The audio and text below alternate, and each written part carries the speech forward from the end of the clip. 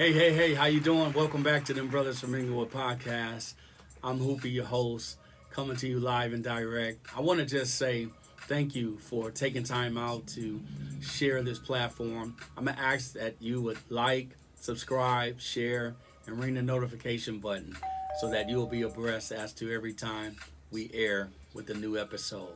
Well, it's great to be back in the studio once again to share fresh and new content with you and to hash over topics, concepts, discussions that we come up with. And there are just a few things that I guess I'm just going to delve right into it. But uh, before I introduce, the subject, it's very, very difficult trying to reason with unreasonable people, right?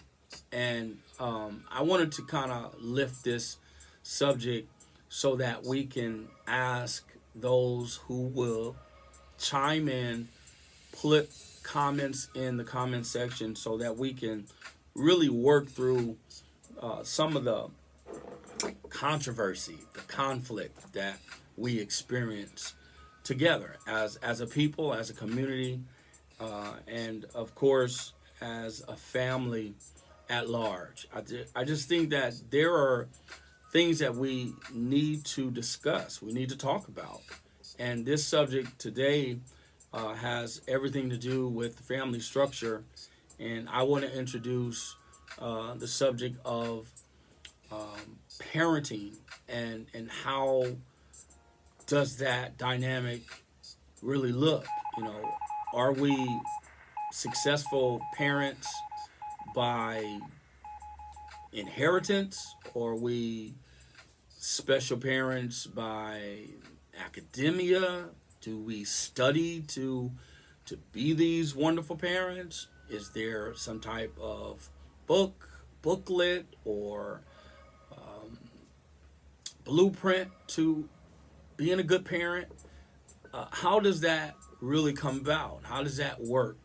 And I know that parenting isn't easy, and I know that it's even a broad subject when you mention parenting. Some people just quiver. They get tense. They feel some kind of way. But I want to speak to this because our children are affected. Our children are really losing out on parental guidance. And the subject of parenting surrounds and covers all of those things.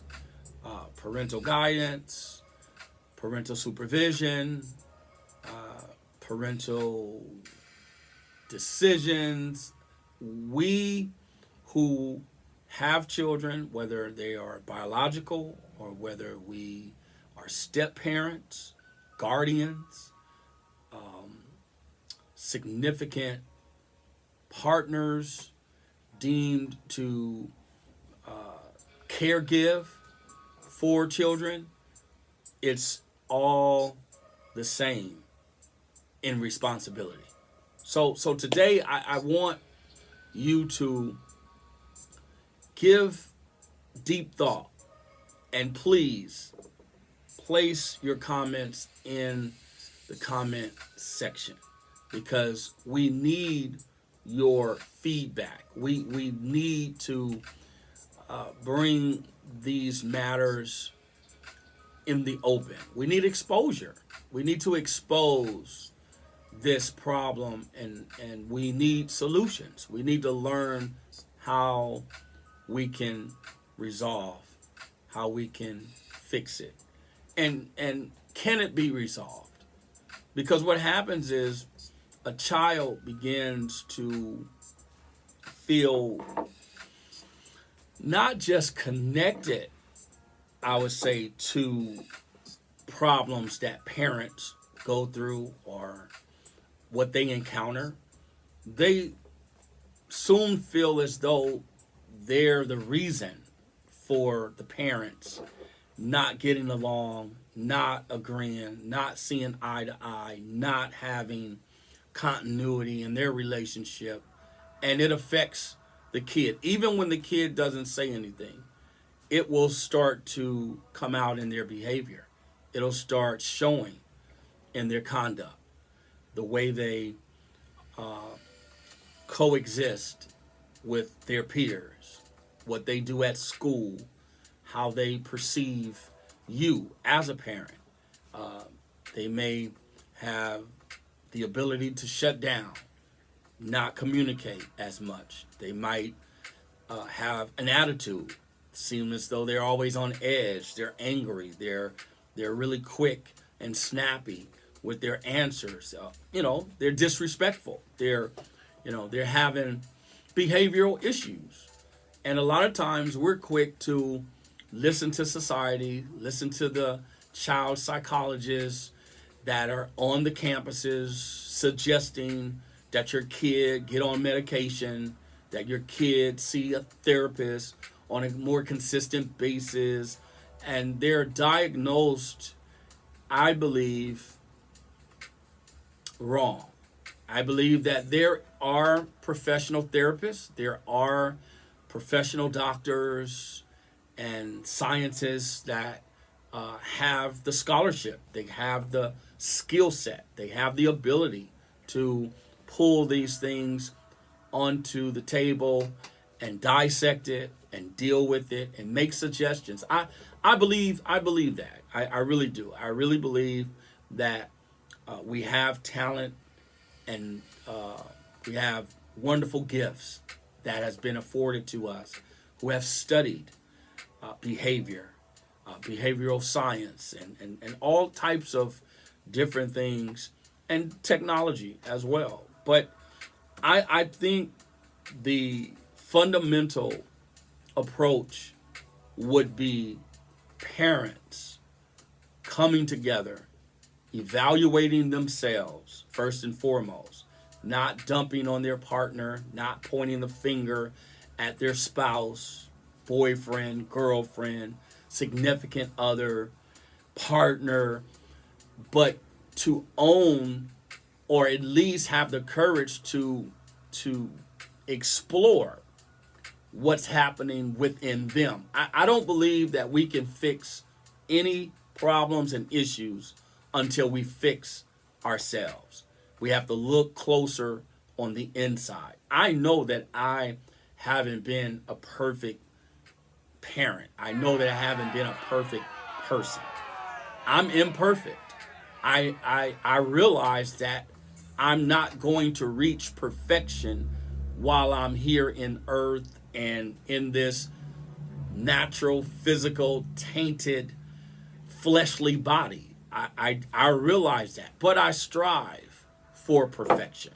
Well, you sound like you're contradicting yourself. No, what I'm saying is I have a attitude and mindset to give a perfect effort. Well, if you never have been perfect, how do you know what a perfect effort is? You're imperfect. You just admitted it. Cameron, you're imperfect. You're not a perfect person. So why would you use the term perfect even in effort when you've never ever reached perfection? Well, the mindset, the emphasis is effort, giving that 101% effort to be better than I was yesterday, last week, a month ago, a year ago, and so on. I'm striving to get better and better. So parenting to me is understanding oneself and one's responsibility. Your kid did not ask to come into the world. Your kid did not ask to be your child. Your kid had no say-so, no choice whatsoever in the matter. When you and your partner got together and conceived that child, it was without the suggestion, it was out without bringing that unborn child into the equation to ask them, did they want to be born or did they want a certain set of parents, whatever. Okay, now, I wanted to speak about parenting in this regard. Parenting is twofold, okay? Parenting is not forgetting about who you are as an individual, but it is realizing that you have a new and important responsibility. You have a person and persons that are depending on you. Now things get a little more real, right? Like I've heard some of the rappers and post, rappers talk about the struggle is real, right? The late Notorious B.I.G. used to say, it's real in the field, right? So we understand that parenting comes with great responsibility. But you have to want to parent. You have to understand that you made a decision. And even if you did not desire to have a child, you did not plan on having a child. You planned by not planning. Because if you had knowledge that you're fertile and your partner was fertile and you were having unprotected sex, eventually somebody was going to get pregnant. That's biology, right? That's common sense.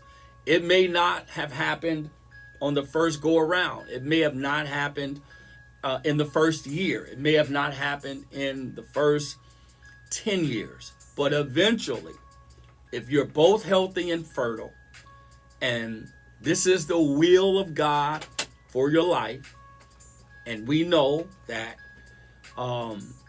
people are very healthy and have been trying to get pregnant for years and still haven't gotten pregnant. So I really believe that it is, number one, the will of God and also biological, right? It's all biology. So parenting has to go, and I don't like to really use the word stretch, but it has to go beyond just making a baby. Parenting between two adults or even young people, because today we're seeing more and more young people have babies than we see mature adults have babies or start families. So now you got a baby raising a baby, and you have a lot of imperfection there because you got a bunch of young people that are immature. They don't know how to parent. They don't know what it looks like. They don't know how to make it make sense. They are going through emotional occurrences themselves. They don't talk about it much, but a lot of women go through postpartum syndrome. And with that, it can be very difficult. It's real. It's a real thing. It's not a knock against the woman. It's not a bad thing like she's, not a good person anymore. It's just a hormone imbalance. It's a reality that some women experience postpartum after birth. It's a real issue, and it can become disturbing. It can become a conflict in a relationship.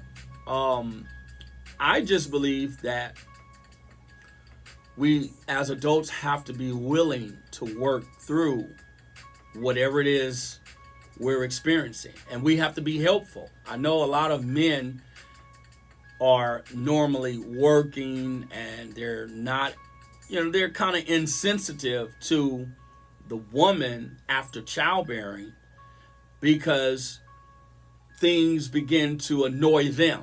I've heard men talk about this.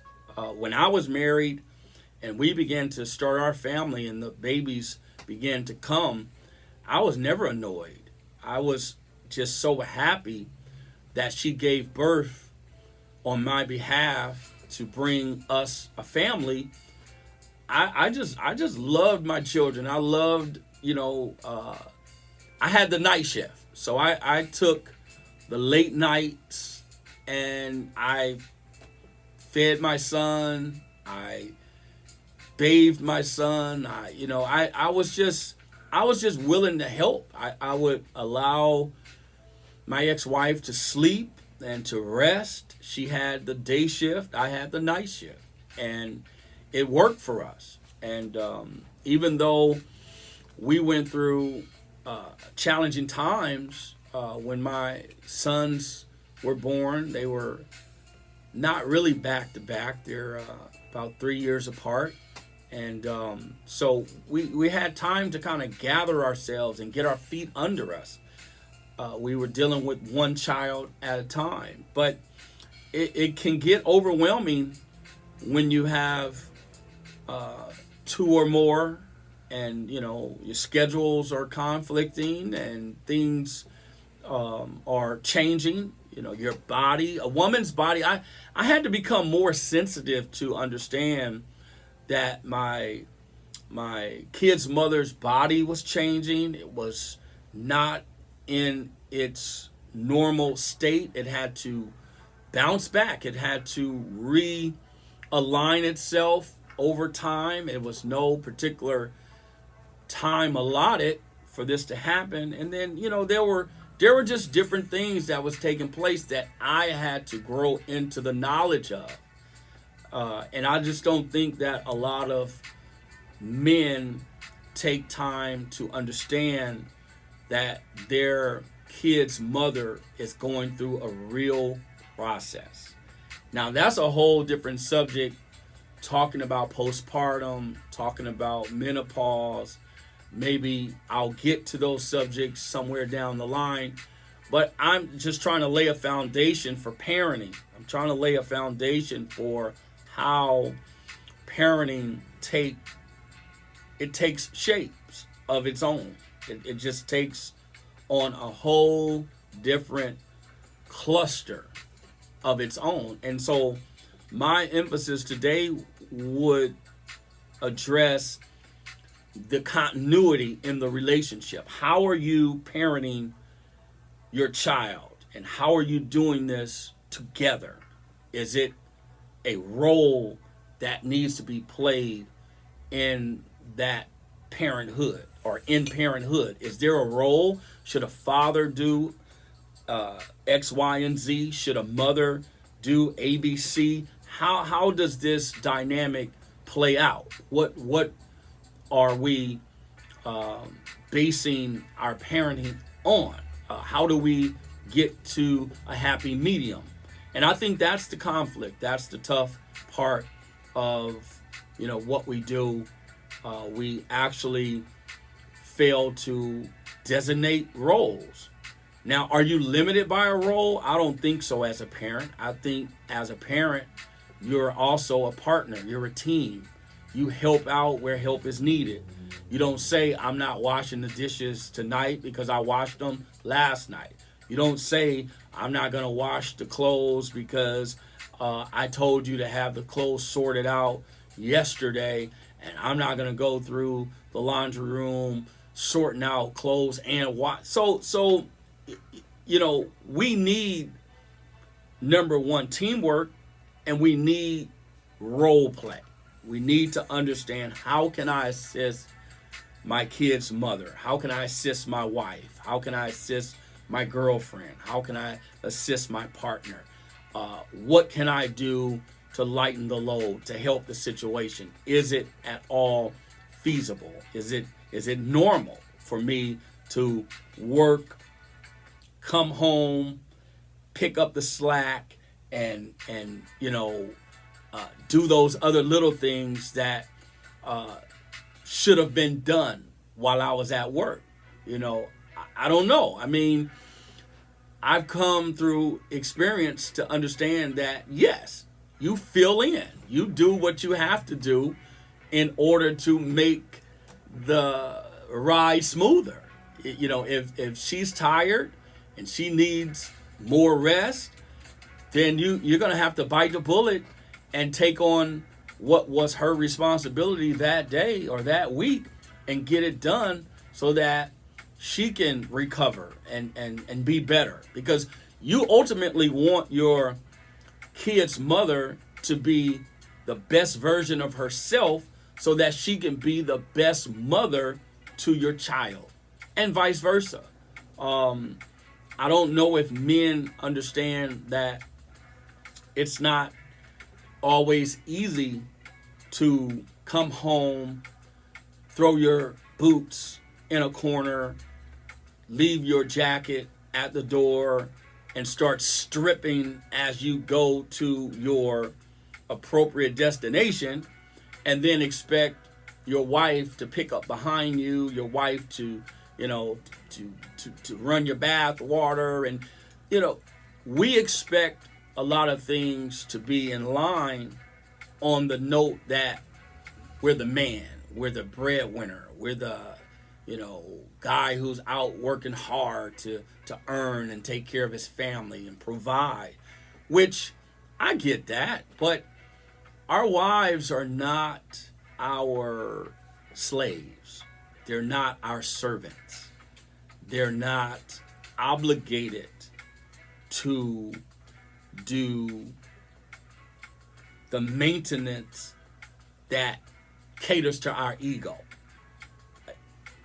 Some of us have egos. I didn't have an ego. I don't have an ego, in other words. So I might be a little sensitive. I get sensitive. But ego, I'm not guilty of having an ego. Do I have an ego as it relates to self-pride, or do I have high self-esteem? Yes, I have all that. But I don't need my ego fed, or I don't need someone to pat me on the back to feel like I'm valued. I just believe that if you see my value, you should, pretty much know that that's value versus just, something else. So I know my value, so I don't have to feel, a certain kind of way, despondent, or my feelings are hurt because someone else doesn't see my value. But parenting is teamwork. Parenting is working together and doing the best that you can do for the benefit of that child and of those children. And it takes two to do this. I think also parenting has a lot to do with esteeming one another in front of that child. The child should see parents show love and affection, attention. They should see the parents coexist through holding hands, maybe politely kissing and showing affection. You don't have to get all exotic and you don't have to turn into the freak of the week. But your child should see that reciprocated. I remember my daughter when she was very young. I think she couldn't have been no more than 3 or 4. And it just continued. But I just remember her being very young. And when I would go over to see them, at the time I was divorced. We were divorced. So when I would go and visit my family, before I would leave, my daughter would always say, "Daddy, hold mommy's hand," or "Daddy, give mommy a kiss. Let me see you hug mommy."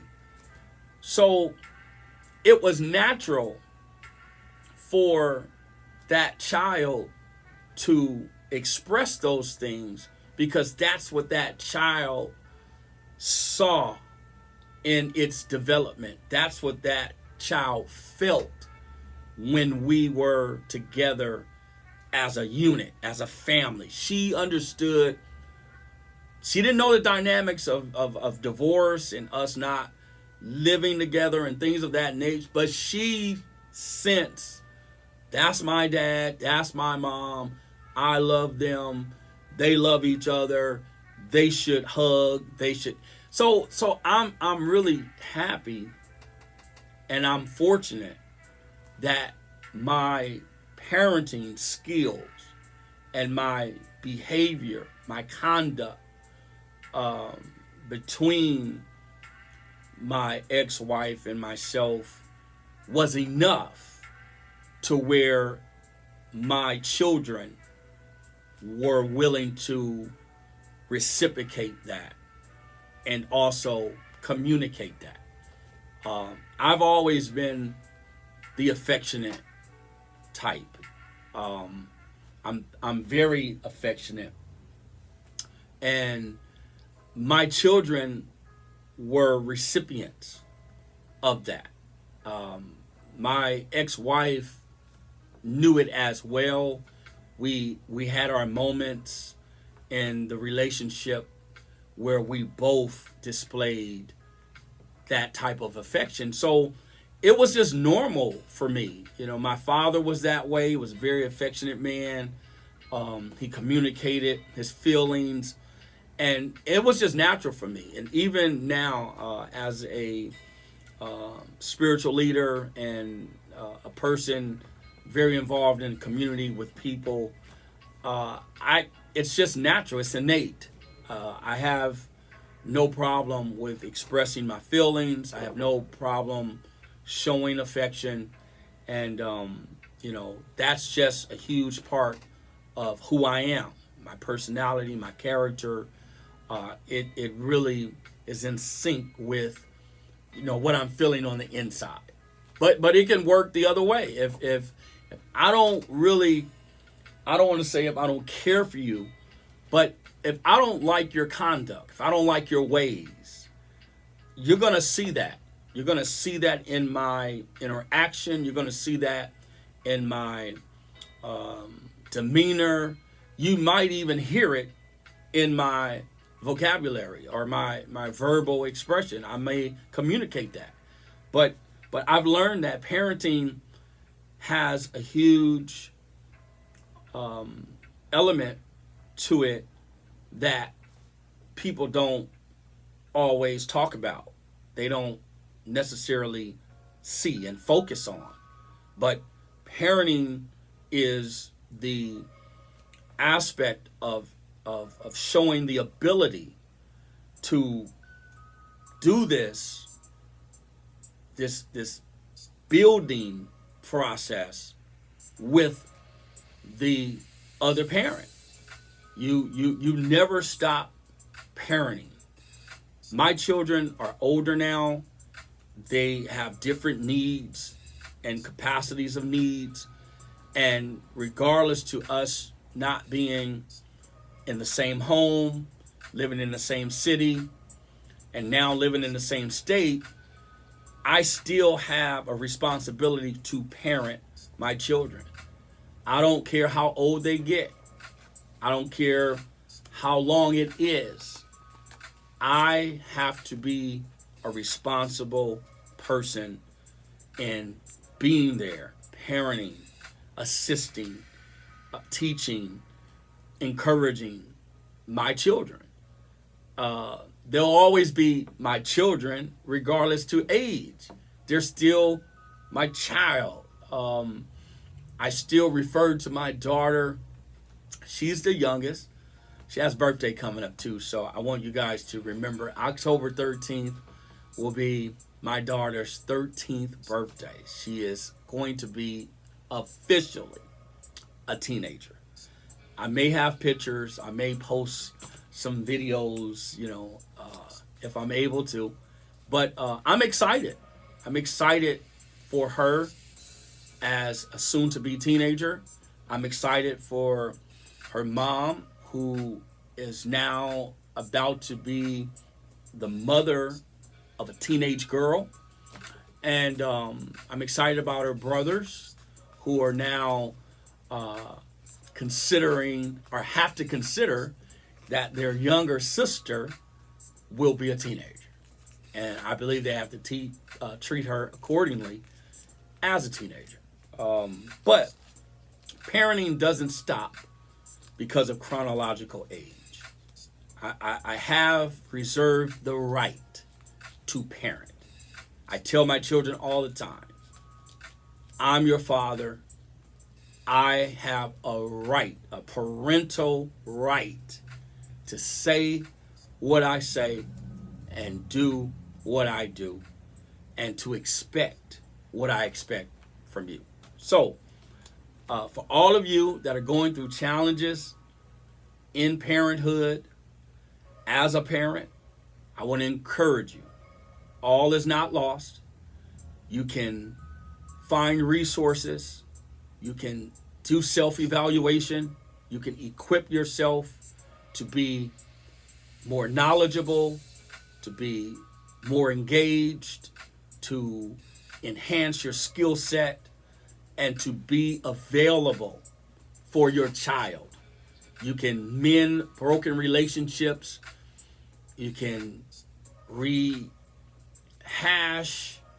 old memories. You can actually restore. And some of us, we have relationships that are just not healthy. We're not talking to one another. We're not showing love towards one another. We're not being affectionate towards one another. The relationship is stale. The relationship is not well. It's unhealthy. I like to call it dysfunctional. Parenting should never be dysfunctional. And I know that we all have dysfunction in our lives. We've experienced it at least. Maybe we are not maintaining dysfunction, which we shouldn't. We shouldn't maintain dysfunction in our lives, and especially in our families, our parental responsibilities. We should not condone dysfunction and toxicity. Toxic relationships become more toxic, detrimental. They're not healthy. People actually deteriorate from toxicity. It kills. It destroys. We don't want that. We want to have open communication. We want to be able to own where we are, who we are, and why situations might be the way they are. I understand right from wrong. I know that sometimes we're wrong. We need to own that. We need to communicate that. We need to admit that. It's called repentance. We all need to repent. I repent daily. I repent because there are things that I do wrong that I'm not aware of. It's called sin of omission. Things that we just omit. We don't know that it's actually wrong until we learn that it was wrong. So, parenting requires accountability. You have to be accountable. What you say, what you do has to align itself with truth. It has to align itself with what is right. And no one is throwing darts and pointing the finger, but you know when you're right and when you're wrong. You don't always know the details because some things happen through conviction. You begin to feel bad for something you said, something you've done, something that you've even thought of, and that conviction begins to point you to righteousness. It points you to what's right. And I know this because every human being has a conscience. A lot of people try to act like they don't have a conscience. They'll even say, man, I don't think he has a conscience. She doesn't have a conscience. She just does that all the time. This is who she is. She's just evil. She's just mean. She's just mad, But we all have a conscience. Even when you diagnose the psychopath and the sociopath, they have a conscience. Their conscience has been seared over time, meaning their conscience is dull. It's dulling and getting duller all the time because they choose.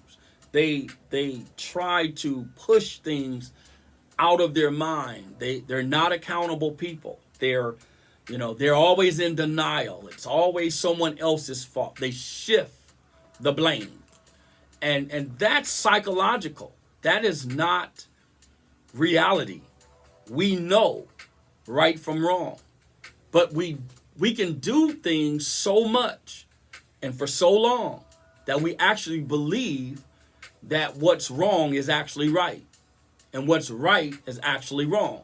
So it's sort of like what we practice. And then I was talking on a previous episode about spirits, and spirits are real. And I'm not going to go back into my explanation of spirits, but there are strong forces, demonic forces that exist, evil forces that exist.